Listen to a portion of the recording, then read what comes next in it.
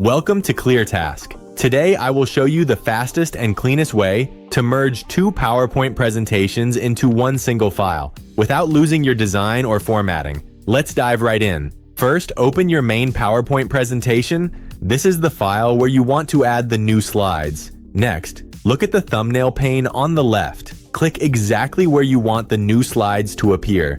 A line will show up between the slides to mark the spot. Now go to the Home tab on the top ribbon. Click the arrow next to the New Slide button, and at the very bottom of the drop-down menu, click on Reuse Slides. A new panel will open on the right side of your screen. Click the Browse button, locate the second PowerPoint file on your computer, and click Open. You will now see a list of thumbnails representing all the slides from your second file. Before you insert anything, look at the bottom of the Reuse Slides panel and check the box that says Keep Source Formatting. This is a crucial step.